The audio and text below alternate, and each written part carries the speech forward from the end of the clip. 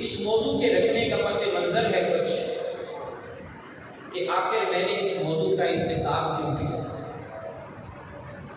تو گزارش یہ ہے کہ جہالت کے سبب، دین سے دوری کے سبب بہت ساری نوجوان نسل بھی اور بہت سارے اور لوگ بھی اللہ تبارک و تعالیٰ کی ذات کے متعلق جو عقیدہ اسلام نے ہمیں دیا ہے اس کو نہ جاننے کی وجہ سے رب کے متعلق ایک عجیب و غریب کنسپٹ اپنے ذہنوں میں بنا کر بیٹھے ہوئے، اور اللہ تبارک و تعالیٰ کو بھی یوں ہی سمجھتے ہیں جیسے عام مخلوق کو انسانوں کو سمجھا جاتا ہے، اور یوں پھر اللہ تبارک و تعالیٰ کی جب ذات کو نہیں سمجھیں گے، اس کی شان اور عظمت اور صفات کو نہیں سمجھیں گے، تو پھر اس کے متعلق نازیبا باتیں کریں گے۔ اور معذرت سے عرض کروں گا کہ یہ سلسلہ ہو رہا ہے سوشل میڈیا پر اس طرح کے لوگ کہ جو بظاہر اپنے آپ کو پڑھا لکھا کہتے ہیں، اپ ٹو ڈیٹ کہتے ہیں، اپنے آپ کو پروفیسر وغیرہ بھی کہتے ہیں، لیکن معاذ اللہ ثم معاذ اللہ وہ رب تعالیٰ کی شان اور عظمت کو بھی نہیں جانتے ہوتے، اسلام کا بنیادی عقیدہ بھی انہیں نہیں پتا ہوتا، جس کی وجہ سے ایسی باتیں اللہ کی شان میں کر جاتے ہیں کہ جو باتیں اس بندے کا ایمان برباد کرتے رہتے ہیں۔ بظاہر وہ اپنے آپ کو مسلمان شو کر رہا ہوتا ہے، وہ بھی یہی سمجھ رہا ہوتا ہے کہ میں بڑا دیندار ہوں، میں بڑا مسلمان ہوں، میرا بڑا نالج ہے، بڑی ریسرچ ہے، لیکن حقیقت یہ ہے کہ وہ بندہ دائرہ اسلام سے خارج ہو چکا ہوتا ہے۔ جی ہاں، اللہ تبارک و تعالیٰ کی ذات کے متعلق یا اس کی صفات کے متعلق کوئی بات کرنے سے پہلے 1000 بار سوچنا چاہیے کہ مجھے یہ بات معلوم ہے، میں جانتا ہوں، میں قرآن و حدیث کا عالم ہوں، تو میں یہ بات کروں، ورنہ میں یہ اس طرح کی بات نہ کروں۔ جی ہاں، بڑا نازک معاملہ ہے۔ معاذ اللہ کچھ لوگ اپنی جہالت کی بنا پر اللہ تعالیٰ کے کاموں پر اعتراض کرتے ہیں۔ جی ہاں، جب اپنی غربت بڑھ جاتی ہے تو کہتے ہیں رب نے انصاف نہیں کیا، فلانے نے میرے کو کچھ دے دیتا کہ میں نے دیتا ہی کچھ نہیں۔ جب بچوں کی بات آتی ہے کہ کسی کے ہاں بچے نہیں یا صرف بیٹیاں ہی بیٹیاں ہیں، تو وہ معاذ اللہ زبان تنگ دراز کرتا ہے اور اس طرح کا جملہ بول دیتا ہے کہ رب نے فلاں کو فلاں کچھ نہیں دیا، مجھے دیا ہی نہیں۔ اب میں مثالیں اگر دوں تو سارے کا سارا وقت شاید مثالوں میں گزر جائے کہ لوگ اس طرح کی باتیں اللہ کی ذات کے متعلق کرتے ہیں جو کہ اس کی شان کے لائق نہیں، نازیبا۔ کچھ اس کے علم کی نفی کرتے ہیں کہ معاذ اللہ اس کو تو اس بات کا نہیں پتا، اس کو تو اس بات کا نہیں پتا۔ اے افسوس، کیا یہ دن بھی آنے تھے کہ لوگ رب کے علم کی نفی کریں گے؟ حالانکہ وہ تو علیم بذات الصدور ہے، تمہارے دل میں جس بات کا وہم آتا ہے رب اسے بھی جانتا ہے۔ زمین کے کسی کونے پر، زمین کے کسی خطے پر، کسی ایک درخت سے اگر ایک پتا خشک ہو کر گرے، خدا کی قسم میرا رب اسے بھی جانتا ہے، میرے رب کے علم میں ہے۔ مگر افسوس کہ لوگ اللہ کے علم پر بھی اعتراض کرتے ہیں، اللہ کی قدرت پر بھی اعتراض کرتے ہیں، اور بعض ایسے ناہنجار ہیں کہ معاذ اللہ اللہ تبارک و تعالیٰ کی جو شان ہے کہ وہ نہ کسی کی اولاد، نہ اس کی کوئی اولاد، نہ اس کی کوئی بیوی، ان باتوں سے رب پاک ہے۔ اور یہ تو وہ بات ہے کہ جو اسلام کی بنیادی بات ہے، سورہ اخلاص جاننے والے ہر بندے کو بھی پتا ہے کہ نہ اللہ کسی کی اولاد ہے، نہ رب کی کوئی اولاد ہے۔ لم یلد ولم یولد، لم یلد ولم یولد، نہ وہ کسی کی اولاد ہے نہ اس کی کوئی اولاد ہے، وہ اولاد ہونے سے باپ کائنات پاک. اور ان باتوں کا عقیدہ رکھنا یہ ایک مومن مسلمان کے لیے ضروری ہے.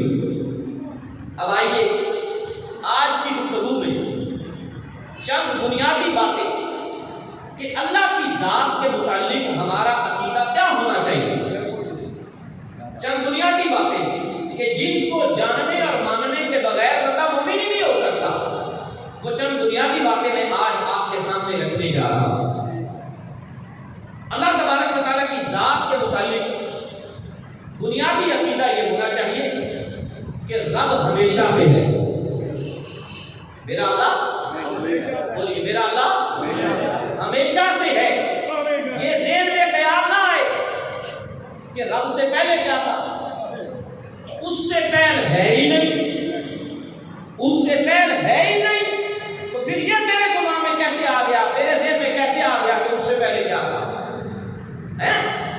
وہ ہر شے سے پہلے ہے, وہ ہر شے کے بعد ہے.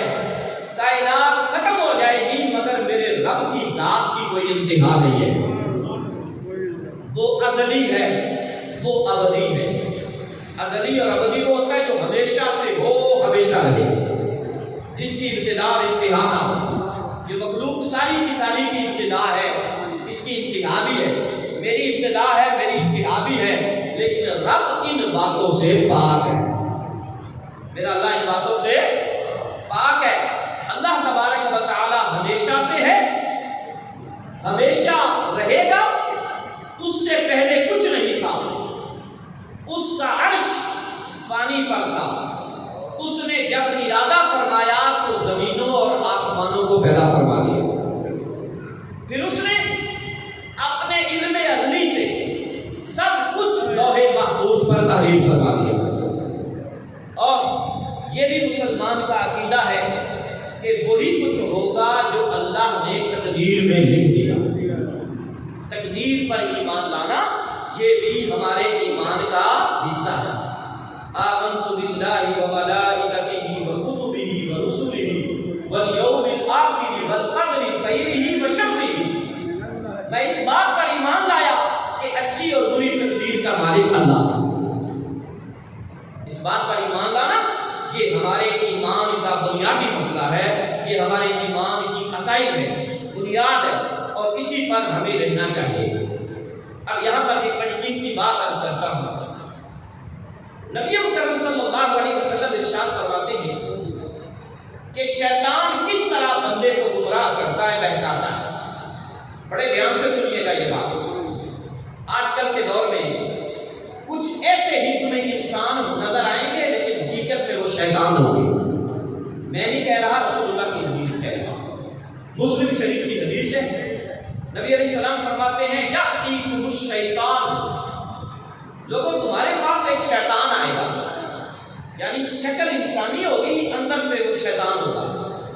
وہ آ کر سوال کیا کرے گا, پوچھے گا من خلق ھذا, اس شے کو کس نے پیدا کیا. تو جواب دے گا اللہ نے. پھر پوچھے گا اس کو کس نے پیدا کیا, تو جواب دے گا اللہ نے. پھر پوچھے گا اس کو کس نے پیدا کیا, تو جواب دے گا اللہ نے. حتیٰ کہ وہ پوچھتے پوچھتے تجھ سے سوال کرے گا من خلق اللہ, رب کو کس نے پیدا کیا.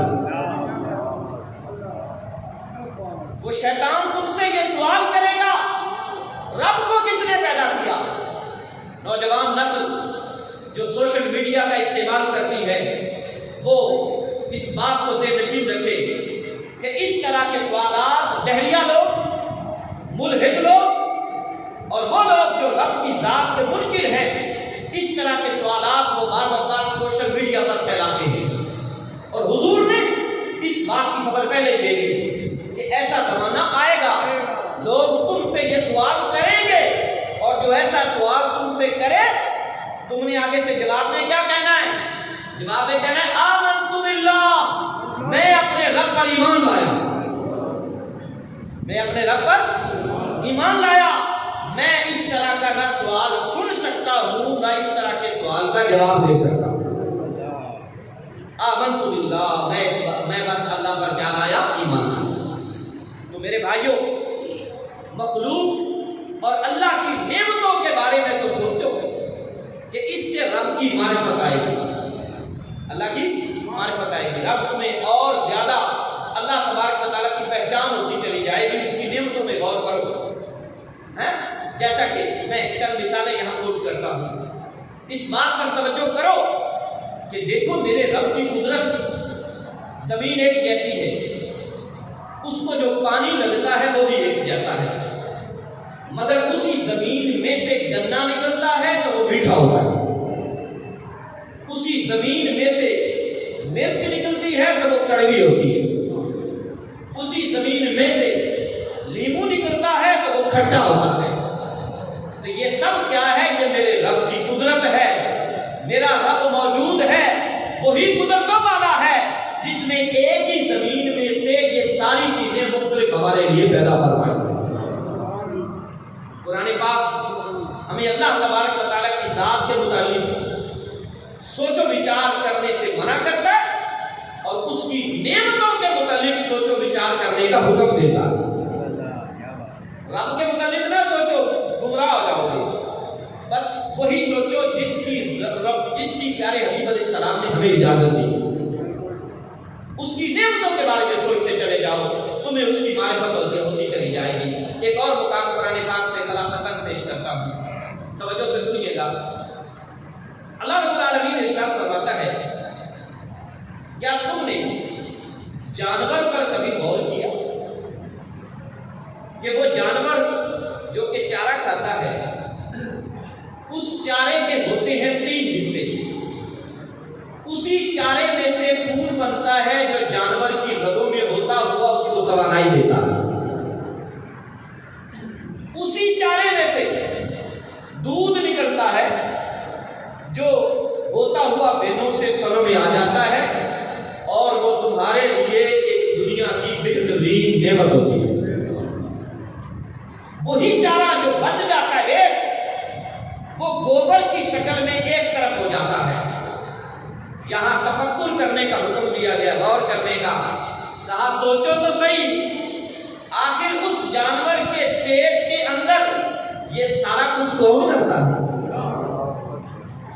سوچو تو صحیح۔ اور اگلی بات بڑی قابل توجہ ہے، کیا کبھی ایسا ہوا کہ دودھ کے اندر سے گوبر کی بو آئی؟ بتاؤ، ہوا کبھی؟ کیا کبھی ایسا ہوا کہ دودھ نکلنے کی بجائے وہاں سے گوبر نکلنا شروع ہو جائے؟ کیا کبھی ایسا ہوا کہ دودھ کی بجائے وہاں سے جو ہے نا وہ خون آئے؟ یہ ہو سکتا ہے کیونکہ یہ بطور بیماری ہوگا، ورنہ ہر شے اپنے اپنے مقام پر جا رہی ہے، گوبر ادھر ہی جا رہا ہے جہاں سے نکلنا ہے، دودھ ادھر ہی جا رہا ہے، خون اس کے جسم میں سرکل کر رہا ہے۔ پھر ایک اور بات بڑی قابل توجہ ہے، حضرت سیدنا امام اعظم ابو حنیفہ رحمہ اللہ تعالی بیان فرماتے ہیں کہ ایک بار کسی نے جناب سیدنا مولا علی کرم اللہ تعالی وجہہ الکریم سے پوچھا، اس بات پر کیا دلیل ہے کہ رب ہے؟ دہریے یہ اعتراض کرتے ہیں، کہتے ہیں رب کوئی نہیں، کوئی رب نام کی شے کوئی نہیں، یہ کائنات خود ہی بنی ہے، خود ہی چل رہی ہے، معاذ اللہ سبحانہ اللہ۔ حضرت علی نے جو جواب دیا وہ بڑا قیمتی ہے ایسے بندوں کے لیے۔ جناب سیدنا علی المرتضیٰ رضی اللہ عنہ اس وقت ایک شہتوت کے درخت کے نیچے کھڑے تھے، آپ نے ادھر ادھر دیکھا تو دیکھ کر فرمایا یہی شہتوت کا درخت ہی میرے رب کی ذات پر بہت بڑی دلیل ہے۔ اس نے کہا کہ وہ کیسے؟ آپ نے فرمایا اسی شہتوت کے پتے بکری کھاتی ہے تو وہ میگنیاں بن کے نکلتے ہیں، یہی شہتوت کا پتا جب ریشم کا کیڑا کھاتا ہے تو وہ میگنیاں نہیں بنتا بلکہ وہ ریشم بن کے نکلتا ہے، وہ ریشم بن کے نکلتا ہے۔ اگر یہ تاثیر خود ہوتی تو پھر شہتوت کے پتے کھانے والی ہر شے کے اخراج ایک جیسا ہوتا نا، پھر ریشم کا کیڑا بھی میگنیاں ہی کرتا نا، یا بکری بھی ریشم ہی بناتی نا، لیکن ایسا نہیں ہوتا، پتا ایک ہی ہے، پتا ایک ہی ہے۔ جب وہ ریشم کا کیڑا کھاتا ہے تو ریشم بن کے نکلتا ہے، اور وہی پتا جب بکری کھاتی ہے تو میگنی بنتی ہے۔ یہ ان کے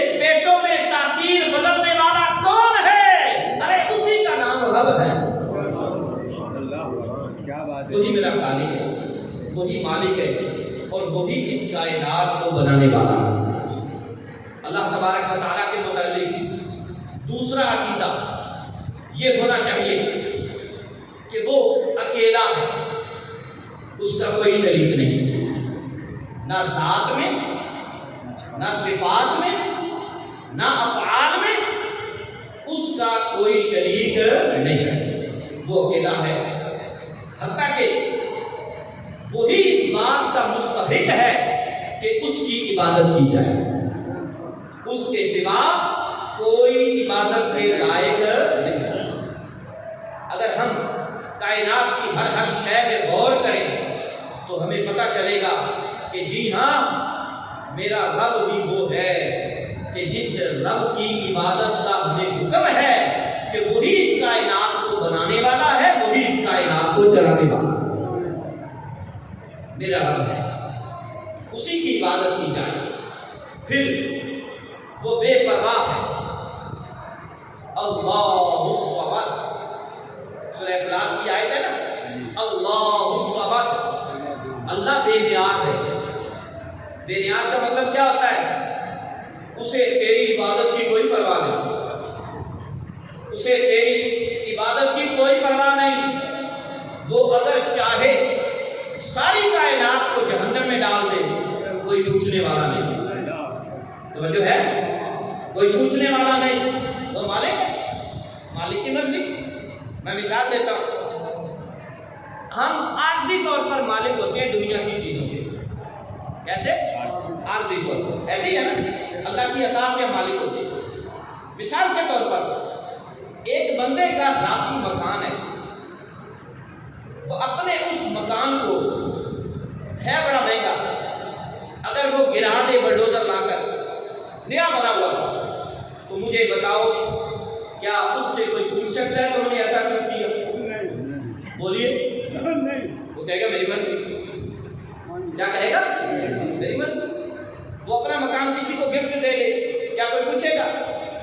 وہ اپنا مکان بیچ لے، سستے داموں بیچ لے، کیا کوئی پوچھ سکتا ہے اس سے؟ نہیں، کیونکہ وہ اس کا مالک ہے۔ بات سمجھ آ رہی؟ یہ مالک ہے عارضی، رب کے بنانے سے مالک بنا ہے۔ جب یہ عارضی مالک کچھ کرے تو ہم اسے پوچھ نہیں سکتے، تو جو حقیقی مالک ہے اس سے پوچھنے والا کون ہے؟ اس سے کوئی پوچھنے والا ہے نہیں۔ مگر افسوس، کچھ نام نہاد لوگ اپنے آپ کو پڑھا لکھا کہنے والے، اپنے آپ کو ادب کے پروفیسر کہنے والے، آج اس دنیا میں ایسے بھی پیدا ہو گئے ہیں جو رب پر اعتراض کرتے ہیں کہ اس نے صرف مرد ہی کیوں نبی بنائے؟ معاذ اللہ، صبح معاذ اللہ، اس کی مرضی ہے، تو کون ہوتا ہے پوچھنے والا؟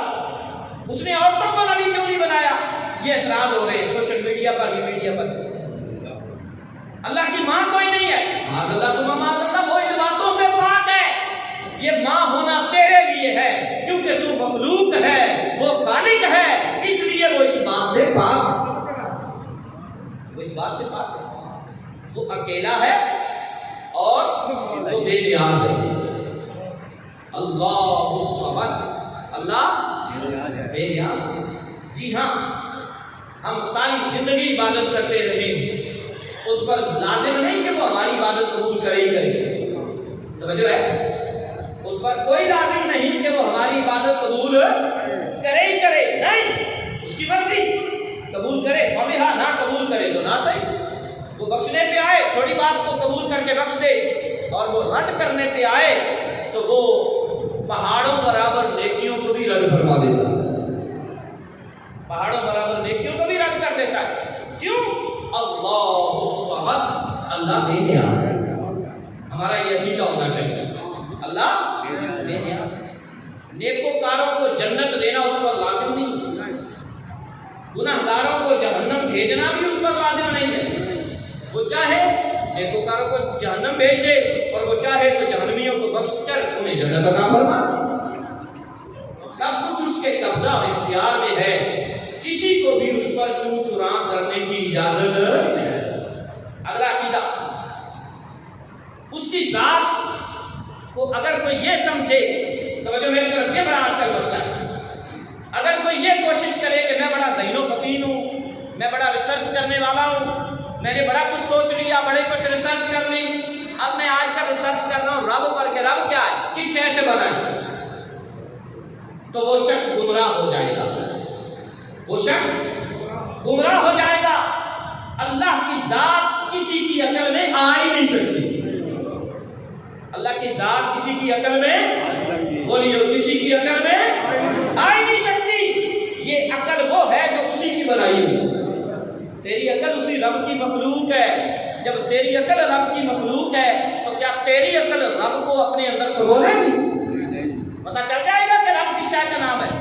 نہیں، وہ ایسی ذات ہے کہ جس کی ذات کو عقل میں سے نہیں پرکھا جا سکتا، اس کی ذات کو عقل سے پرکھا نہیں جا سکتا۔ لہذا ضروری ہے کہ ہم صرف اور صرف اس کی نعمتوں میں تفکر کریں بس۔ اب یہ حضور کی حدیث کی، نبی کریم علیہ السلام نے ارشاد فرمایا تفکروا فی آلاء اللہ، اللہ کی نعمتوں کے بارے میں غور کرو، اللہ کی نعمتوں کے بارے میں غور کرو، ولا تتفکروا فی اللہ، لیکن رب کے بارے میں فکر نہ کرنا، رب کے بارے میں غور و فکر نہ کرنا، کیونکہ اس کی ابتدا تو یہی ہے کہ تم کہو گے میں ریسرچ کر رہا ہوں، تم کہو گے میں یہ کر رہا ہوں، لیکن انتہا یہ ہے کہ تو گمراہ ہو جائے گا، انتہا یہ ہے کہ تو گمراہ ہو جائے گا اور تو رب کا انکار کر بیٹھے گا، تو رب کے متعلق وہ سوچے گا جو تیری عقل میں آئے گا اور رب عقل میں آنے والا نہیں۔ بات سمجھ آ گئی؟ اگلی بات، اللہ تبارک و تعالیٰ سمیع بھی ہے، سننے کی طاقت ہے اس کے پاس، بصیر بھی ہے، دیکھنے کی طاقت ہے اس کے پاس، وہ متکلم بھی ہے، وہ کلام فرماتا ہے، وہ قدرت والا ہے، وہ علم والا ہے۔ لیکن اگلی بات جو کہنے لگا، ان تمام شانوں کے باوجود وہ جسم سے پاک ہے، یہ عقیدہ ہے، ان تمام شانوں کے باوجود وہ جسم سے، بولیے میرے ساتھ، وہ جسم سے، وہ سنتا ہے لیکن کانوں کا محتاج نہیں، وہ دیکھتا ہے مگر آنکھ کا محتاج نہیں، وہ کلام فرماتا ہے مگر زبان اور منہ کا محتاج نہیں، وہ علم والا ہے لیکن دماغ کا محتاج نہیں۔ یہ ساری چیزیں مخلوق کے لیے ضروری ہے، رب ان ساری باتوں سے پاک ہے، اور اس کے لیے مکان بھی نہیں۔ توجہ ہے، ایسا نہیں کہنا رب فلاں جگہ بیٹھا ہے، بعض اوقات لوگ کہتے ہیں کہ اوپر والا جو ہے نا وہ انصاف کرے گا، وہ اوپر جو بیٹھا ہے، اور یہ نہیں کہنا چاہیے، یہ ہر بندہ بول دیتا ہے، یہ جہالت ہے، جہالت، کیونکہ میرا اللہ بیٹھنے سے پاک ہے، بولیے سارے اونچی، میرا اللہ بیٹھنے سے، مکان سے، زمانے سے، ظاہری جسم کے اعضاء سے پاک ہے۔ اسے اپنے پر قیاس نہ کیا کرو کہ میں دیکھتا ہوں تو میری آنکھ ہے، میں سنتا ہوں تو میرے کان ہے، میں بات کرتا ہوں تو میری زبان ہے، نہیں، یہ میرے لیے ہے۔ وہ کلام ضرور کرتا ہے، سماعت ضرور کرتا ہے، دیکھتا ضرور ہے، لیکن وہ ان تمام اعضاء سے پاک ہے، وہ ان تمام اعضاء سے پاک ہے۔ یہ ہمارا عقیدہ ہونا چاہیے، اللہ تبارک و تعالیٰ کو اپنے پر قیاس نہیں کرنا، وہ گمراہ ہے، اور وہ گمراہ شروع میں گمراہ ہوتا ہے، پھر آخر میں نتیجہ کفر رکھتا ہے۔ جو رب پر اعتراض کرتا ہے، رب کو اپنے بارے میں تصور کر کے سوچتا ہے، نہیں، وہ ان تمام چیزوں سے پاک ہے۔ اس لیے اس کے متعلق یہی عقیدہ رکھنا ہے کہ وہ سماعت کرتا ہے لیکن کانوں سے پاک ہے، وہ گفتگو فرماتا ہے لیکن زبان سے پاک۔ اچھا، اب کیا ہوگا؟ اب شیطان اس طرح کی باتیں تو آپ نے سن لیا، اب اگلی بات شیطان یہ ذہن میں ڈالے گا، اچھا یار اگر وہ سماعت فرماتا ہے، کانوں سے پاک ہے، تو پھر وہ کیسے سنتا ہے؟ وہ آنکھ سے پاک ہے تو پھر وہ دیکھتا کیسے ہے؟ وہ زبان سے پاک ہے تو پھر وہ بولتا کیسے ہے؟ یہ فکر نہیں کرنی، یہ غور نہیں کرنا، کیونکہ یہ غور و فکر تمہیں گمراہی کی طرف لے جائے۔ کیا کہنا ہے؟ جیسا اس کی شان کے لائق، جیسا اس کی شان کے، اور اس طرح کا بندہ جب تم سے سوال کرے نا تو اس بندے کی بات پر بھی کام نہیں کرنا، اس کے پاس بھی نہیں بیٹھنا۔ کیوں؟ اب یہاں بھی حدیث سناتا ہوں۔ حضرت سیدنا ابو ہریرہ رضی اللہ تعالی عنہ، آپ کا بڑے نرم مزاج تھے، بالخصوص اس بندے کے معاملے میں جو مسئلہ پوچھنے آئے، جو بندہ مسئلہ پوچھنے آئے نا، یا کوئی شاگرد سیکھنے آئے، طالب علم آئے، تو آپ اس کا بڑا احترام کرتے تھے۔ آپ کہا کرتے تھے میرے نبی صلی اللہ علیہ وسلم نے فرمایا جب تمہارے پاس دین کے طلبہ آئیں تو انہیں اٹھ کر ان کا استقبال کیا کرو اور انہیں کہا کرو مرحبا، خوش آمدید تم آئے ہو، ان کو جگہ دیا کرو اور اچھے سے ان کی بات سن کے انہیں جواب دیا کرو۔ یہ حضرت ابو ہریرہ کہتے ہیں۔ اگلی بات سنیں، لیکن ایک بار حضرت ابو ہریرہ فرماتے ہیں کہ میں مسجد میں بیٹھا ہوا تھا، میرے پاس چند بدو آ گئے، چند اعرابی آ گئے اور انہوں نے آ کر مجھ سے یہی باتیں پوچھنی شروع کر دی، سوال وہ جو حضور نے پہلے ہمیں بتا دیا تھا۔ حضرت ابو ہریرہ کہتے ہیں اس نے آ کر سوال کیا من خلق ھذا، ابو ہریرہ اس شے کو کس نے پیدا کیا؟ میں نے کہا اللہ نے۔ دوسرا سوال اس کو کس نے پیدا کیا؟ میں نے کہا اللہ نے۔ اس کو کس نے پیدا کیا؟ میں نے کہا اللہ نے۔ آخر میں کہنے لگا من خلق اللہ، رب کو کس نے پیدا کیا؟ رب کو کس نے پیدا کیا؟ اب جو اس طرح کا سوال کرے نا وہ گمراہی پھیلا رہا ہے، وہ تجھے بھی دین کی پٹڑی سے اتار رہا ہے۔ اس کے ساتھ سلوک کیا ہونا چاہیے وہ حضرت ابو ہریرہ نے کیا۔ حضرت ابو ہریرہ کہتے ہیں میں اٹھ کر کھڑا ہو گیا، میں نے زمین سے ایک مٹی کینکریوں کی مٹھی بھری، بھر کے ان کی طرف پھینکی اور فرمایا قوموا واخرجوا، اٹھو اور یہاں سے نکل جاؤ، دوبارہ میرے پاس نہ آنا۔ قوموا واخرجوا، دفع ہو جاؤ یہاں سے، دوبارہ میرے پاس نہ آنا، کیونکہ جو اس طرح کے سوالات کرتا ہے وہ خود تو گمراہ ہے ہی، وہ تمہیں بھی گمراہ کرے گا، وہ تمہارا دین بھی خراب کرے گا۔ اور ہمارے لیے یہی ضروری ہے کہ ہم اللہ تبارک و تعالیٰ کی ذات کے متعلق جو اسلامی عقیدہ ہے وہ سنیں، سیکھیں اور ہمیشہ اسی پر کاربند رہیں۔ آگے عرض کروں، اللہ تبارک و تعالیٰ کی ذات کے متعلق ہم نے کیا عقیدہ رکھنا ہے کہ وہ ہر کمال اور خوبی کا جامع ہے۔ میرے رب کی جو ذات ہے اس ذات میں نقص ہے ہی کوئی، توجہ کرو، نقص عیب، جو شے نقص اور عیب ہو وہ رب کے لیے ثابت نہیں کی جا سکتی، توجہ ہے، وہ اللہ کے لیے ثابت نہیں کی جا سکتی۔ میں مثال دیتا ہوں، جھوٹ ایک عیب ہے، جھوٹ بولنا کیا ہے؟ ایک عیب ہے، ایک نقص ہے۔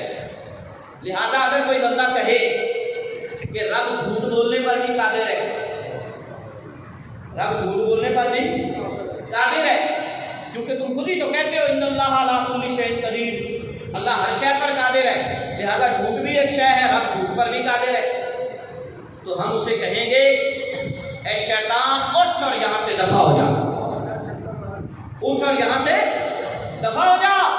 کیوں؟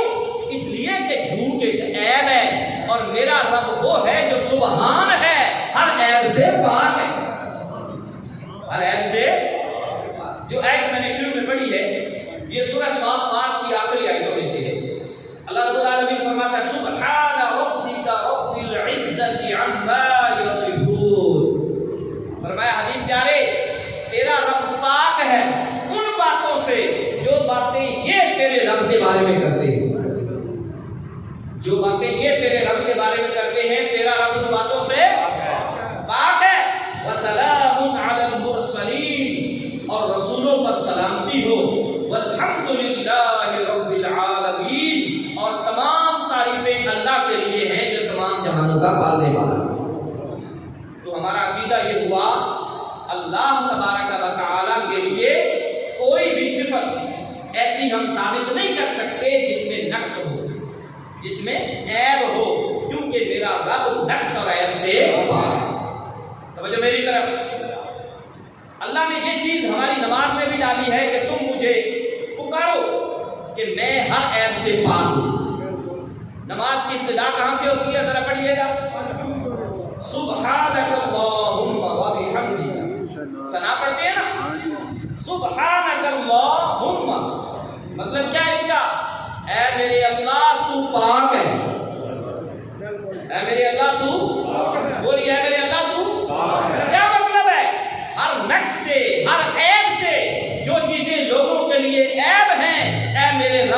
سے پاک ہے، تو ان سے پاک ہے۔ پھر رکوع میں جا کر کیا کہتے ہو؟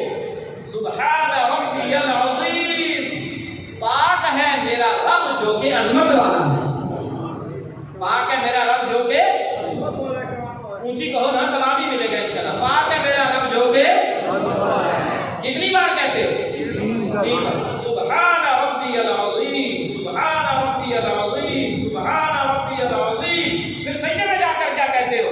سبحان ربی الاعلی، پاک ہے میرا رب جو سب سے بلند ہے، پاک ہے میرا رب جو سب سے بلند ہے۔ اور نماز میں اسے کہتے ہو وہ عیبوں سے پاک ہے، اور نماز پڑھ کے کہتے ہو کہ اس کی بیوی کیوں نہیں؟ نماز پڑھ کے کہتے ہو کہ جناب وہ کس کا بیٹا ہے؟ نماز پڑھ کے کہتے ہو وہ کس کی اولاد ہے؟ وہ کیسے بنا ہے؟ اس طرح کی باتیں اس کے لیے کرنے کی اجازت نہیں، وہ ان تمام باتوں سے پاک ہے، وہ ان تمام باتوں سے پاک ہے۔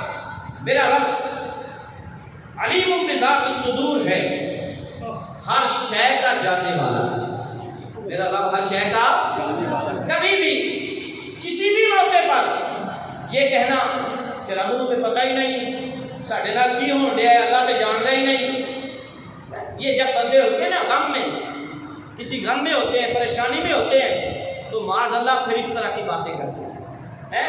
اور قرآن نے کہا ہے، قرآن فرماتا ہے اس انسان کی حالت ہی یہ ہے، اگر میں اسے نعمتیں دوں تو میری نعمتیں لے کر مجھے بھول جاتا ہے، مجھے بھول جاتا ہے، اور جب نعمتیں لے لوں تو پھر بھی میری ناشکری شروع کر دیتا ہے، پھر ناشکری شروع کر دیتا ہے۔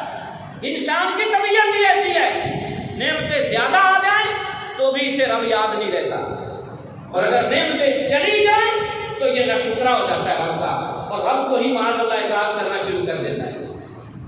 اس طرح کی اجازت نہیں کہ وہ خالق ہے، وہ مالک ہے، ہم مخلوق ہیں، کوئی اس سے نہیں پوچھ سکتا، لیکن وہ ہر کسی سے پوچھ سکتا ہے، اس سے کوئی نہیں پوچھ سکتا، وہ ہر شے کا جاننے والا علیم بذات الصدور ہے۔ علماء فرماتے ہیں اللہ کے نبیوں کی یہ شان ہے، توجہ میری طرف، حضرت سیدنا موسیٰ علیہ السلام کو جب اللہ تبارک و تعالیٰ نے اپنی تجلی دکھائی نا کوہ طور پر ڈال کر، اپنا آپ نہیں دکھایا، اپنا آپ نہیں دکھایا، بلکہ کیا دکھائی؟ اپنی ایک نور کی تجلی، ایک لاکھ۔ رب نے فرمایا ہے میرے کلیم تم اس پہاڑ کوہ طور سے نیچے آ جاؤ، میں کوہ طور پر ڈالتا ہوں اپنے نور کی ایک جھلک، ایک تجلی، اگر کوہ طور اپنی جگہ پر سلامت رہ گیا تو پھر تم بھی مجھے دیکھ لے گا۔ رب نے تجلی ڈالی، جب تجلی ڈالی تو پھر سارے کا سارا کوہ طور جل کر راکھ ہو گیا، پتھر جل گیا، پتھر جل کے راکھ ہو گیا۔ یہ جب لکڑی جل جائے تو کیا بن جاتی ہے؟ راکھ ہو گیا۔ فَقَرَّ مُوسَىٰ صَعِقًا، جناب موسیٰ علیہ السلام اس تجلی کو بھی برداشت نہیں کر سکے اور بے ہوش ہو کر زمین پر گر گئے، بے ہوش ہو کر زمین پر گر گئے۔ اچھا اگلی بات، دیکھی تھی صرف تجلی، اور وہ بھی ڈائریکٹ نہیں، انڈائریکٹ، وہ تجلی پڑی تھی پہاڑ پر، حضرت موسیٰ نے پہاڑ کو دیکھا تھا، تو نگاہ اتنی تیز ہو گئی تھی، نگاہ اتنی تیز ہو گئی تھی کہ جناب موسیٰ علیہ السلام رات کے اندھیرے میں سیاہ رنگ کے پتھر پر سیاہ رنگ کی چونٹی کو 70 میل سے دیکھ لیا کرتے تھے۔ سمجھ آئیے بات؟ سیاہ رنگ کے پتھر پر سیاہ رنگ کی چونٹی کو رات کے اندھیرے میں 70 میل سے دیکھ لیتے تھے۔ یہ اس نبی کی شان ہے جو رب کا بندہ ہے، جو رب کی مخلوق ہے، جو رب تبارک و تعالیٰ کا کلیم ہے، اور اس کو بھی ایک تجلی نصیب ہوئی ہے، تو خود رب کی نگاہ کا عالم کیا ہوگا؟ کیا میرے رب کی نگاہ سے کوئی شے اوجھل ہے کچھ اوجھل؟ نہیں، کچھ اوجھل نہیں، وہ سب جانتا ہے، وہ سب جانتا ہے۔ پھر فرمایا یہ عقیدہ رکھنا بھی ضروری ہے کہ علم ذاتی رب کا خاصہ، علم ذاتی رب کا، بولیے علم ذاتی رب کا ایسا ہے کہ جو ذاتی علم ہے وہ صرف اور صرف میرے اللہ کا ہے، کسی اور کے پاس جتنا بھی علم ہے، چاہے وہ انبیاء کرام ہیں، چاہے وہ صحابہ ہیں، چاہے وہ اولیاء ہیں، جن کے پاس بھی جتنا علم ہے وہ سارے کا سارا رب کا دیا ہوا، وہ سارے کا سارا رب کا دیا ہوا ہے۔ جو ذاتی علم ہے وہ فقط کس کا ہے؟ میرے اللہ کا۔ یہ اس رب کا کیا ہے؟ خاصہ ہے کہ یہی اس بات کے لائق ہے کہ علم سارے کا سارا اسی کے لیے ہے اور وہ اس علم کو جاننے والا ہے۔ اب آئیے آیت الکرسی شریف کا ترجمہ بھی میں آپ کو ساتھ ہی ساتھ سناتا چلا جاؤں۔ آیت الکرسی یاد تو ہوتی ہے، ہمیں پڑھتے بھی ہیں، اللہ لا الہ الا هو الحی القیوم، اللہ ہے، اس کے سوا کوئی معبود نہیں، وہ ہمیشہ سے زندہ ہے اور قائم رکھنے والا ہے۔ لا تأخذہ سنۃ ولا نوم، اسے نہ اونگ آتی ہے نہ نیند آتی ہے۔ اب بھی رب کو اپنے پر قیاس کرے گا، بولیے ذرا، اب بھی رب کو اپنے پر قیاس کرے گا۔ میرا رب وہ ہے جسے نہ اونگ آتی ہے نہ نیند آتی ہے۔ لا تأخذہ سنۃ ولا نوم لہ ما فی السماوات وما فی الارض، جو کچھ زمین و آسمان میں ہے سب اسی کا ہے۔ من ذا الذی یشفع عندہ الا بإذنہ، اس کی اجازت کے بغیر کوئی اس کے سامنے آ کر شفاعت نہیں کر سکتا، اس کی اجازت کے بغیر۔ اب کچھ لوگ کیا کہتے ہیں؟ شفاعت کے ہی منکر ہیں، شفاعت ہے ہی نہیں، انہیں یہ آیت سنایا کرو۔ اللہ فرماتا ہے الا بإذنہ، مگر رب کی اجازت سے، اللہ کے حکم سے۔ اللہ جب اجازت دے گا تو سب سے پہلے شفاعت کا دروازہ میرے آقا کے لیے کھولا جائے گا، میرے نبی شفاعت کریں گے جسے مقام محمود کہا جاتا ہے، اور پھر حضور کے بعد اور بھی بہت سارے لوگ شفاعت کریں گے۔ من ذا الذی یشفع عندہ الا بإذنہ یعلم ما بین ایدیہم وما خلفہم، وہ جانتا ہے جو کچھ تمہارے آگے ہے جو کچھ تمہارے پیچھے ہے، وہ سب کچھ، بولیے وہ سب کچھ، جو کچھ تم آئندہ کرو گے وہ بھی جانتا ہے، جو کر آئے ہو وہ بھی جانتا ہے۔ وَلَا يُحِيطُونَ بِشَيْءٍ مِّنْ عِلْمِهِ إِلَّا بِمَا شَاءَ، اس کے علم پر کوئی مطلع نہیں ہو سکتا لیکن صرف اتنا جتنا رب چاہے، جتنا رب، یعنی وہ جب چاہتا ہے، جتنا چاہتا ہے، جس کو چاہتا ہے عطا فرما دیتا، اس کی چاہت کے بغیر کوئی اس کے علم پر مطلع نہیں ہو سکتا۔ وَلَا يَئُودُهُ حِفْظُهُمَا وَهُوَ الْعَلِيُّ الْعَظِيمُ، اور زمین و آسمان کی حفاظت اسے تھکاتی نہیں۔ وَلَا يَئُودُهُ حِفْظُهُمَا، وہی ہے جو زمین کی حفاظت بھی کر رہا ہے، آسمان کی حفاظت بھی کر رہا ہے، اور جب سے اس نے بنائی ہے اس وقت سے کر رہا ہے۔ بھئی اب بھی رب کو اپنے جیسا سمجھتے ہو؟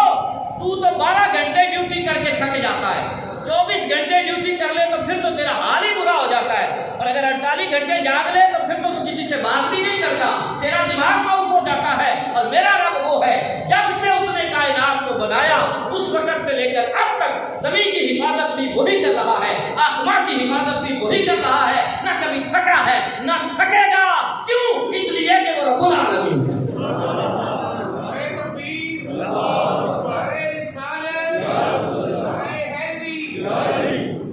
وَلَا يَئُودُهُ حِفْظُهُمَا وَهُوَ الْعَلِيُّ الْعَظِيمُ، اور وہ بلند عظمت والا ہے، اور وہ بلند عظمت والا ہے۔ آئیے سورہ اخلاص کا ترجمہ بھی سن لیجیے۔ قُلْ هُوَ اللَّهُ أَحَدٌ، محمود فرما دیجیے وہ اللہ ایک ہے، اللہ الصمد، اللہ بے نیاز ہے، لم یلد ولم یولد، نہ وہ کسی کی اولاد نہ اس کی کوئی اولاد، ولم یکن لہ کفوا احد، اور اس کے ہم پلہ کوئی نہیں اور اس جیسا کوئی نہیں۔ آج کے ہمارے خطبہ جمعہ المبارک کا خلاصہ چند لفظوں میں اگر عرض کروں تو وہ یہ ہے، میرا رب سبحان ہے، میرا رب، بولیے میرا رب سبحان ہے، اور سبحان کا مطلب ہوتا ہے ہر عیب سے پاک، جس میں عیب ہو وہ رب نہیں ہوتا، اور میں اس رب کو ماننے والا ہوں جو ہر عیب سے پاک ہے، ہر عیب سے، اور یار وہ تو رب ہے، توجہ میری طرف، وہ تو رب ہے۔ ہم تو یہ عقیدہ رکھتے ہیں اس نے اپنے حبیب کو بھی عیبوں سے پاک پیدا فرمایا ہے، اس نے تو اپنے حبیب کو بھی عیبوں سے پاک پیدا فرمایا ہے، تم اس رب کی بات کرتے ہو، اس کے متعلق عیب نکالتے ہو، لہذا شرم کرو، حیا کرو جو ایسی باتیں کرتے ہو، میرا رب عیبوں سے پاک ہے۔ اللہ رب العالمین جو ہم نے سنا عمل کی توفیق عطا